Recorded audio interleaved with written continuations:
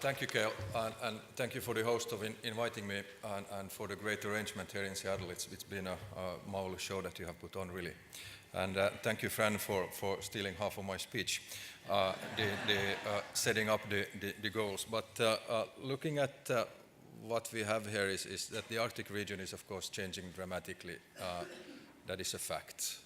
Climate change is a fact. And that's the reality that we really start from. And tackling these issues are going to be crucial for all of us here, for all the Arctic nations.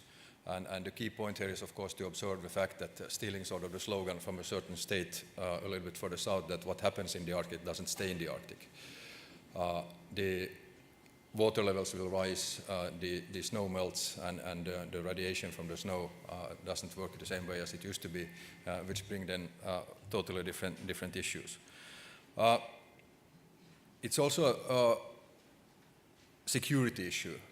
It's what we call a threat multiplier that aggravates many issues behind conflict, starvation, water scarcity, flooding, displacement, and so forth. And these are issues, of course, that we have to keep in mind when we deal with these issues in the future.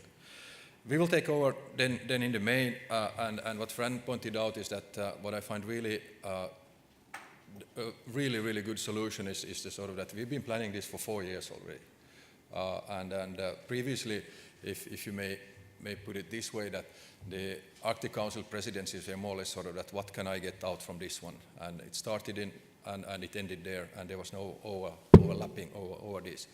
And now it's really, the biggest issue has been how can we build on the success stories that the US presidency, the US chairmanship has already taken over and build forward, and how can we put these in even further.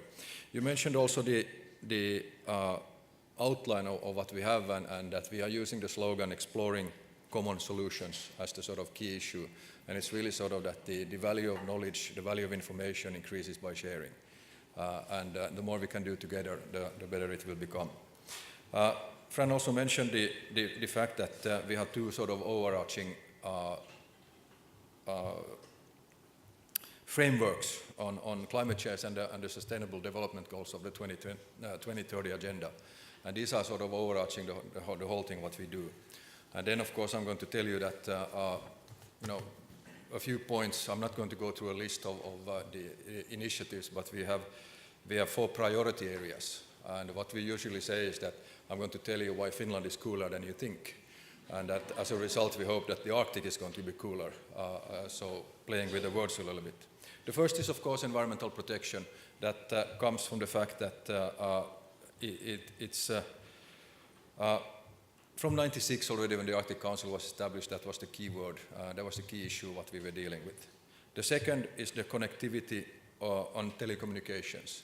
And that's really where we have been able to build on each other's knowledge, on each other's initiatives, in a sense of what can be done.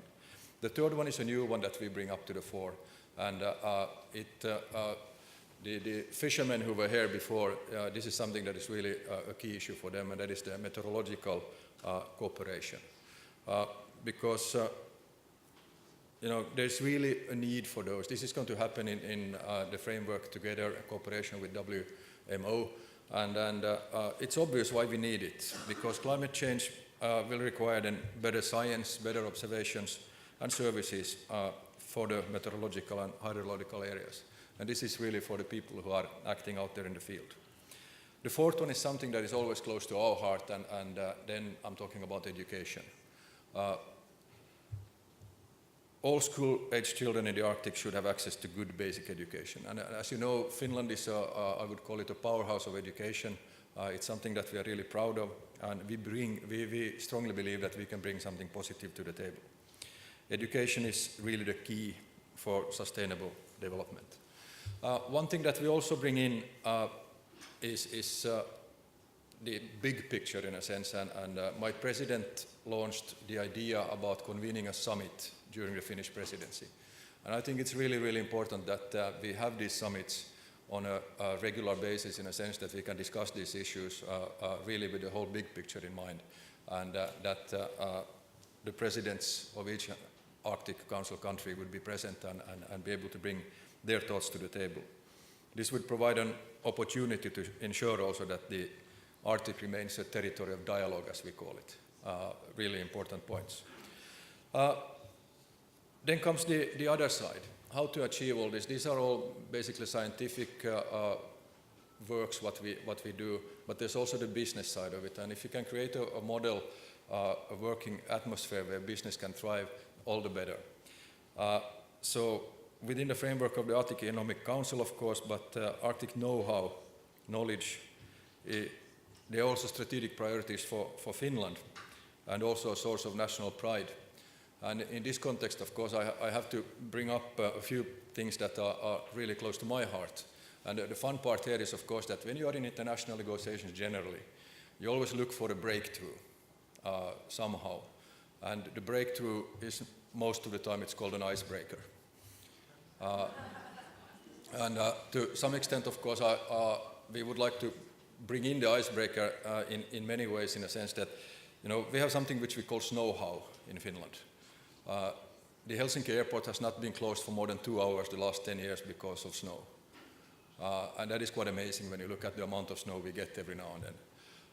The other thing is that all our ports freeze every year, but none of them have been closed during the last 10 years because we have the breakers. And these breakers are developed continuously, in a sense that how can they serve better, and it's a fact that 60% of the icebreakers ever been built in the world, 60%, 60, has been built in Finland. We know what we are doing. The other thing is that we can turn around a polar class icebreaker in 24 months from signing of contract, and it's going to cost about 300 million. I honestly don't know how we can spare $1 billion on a ship like that. The other thing is that on the icebreakers now, just a couple of months ago, we launched the vessel, the latest icebreaker called Polaris, and it's an LNG icebreaker. So there's no issue there on black carbon or anything else either. So it's the cleanest icebreaker in the world.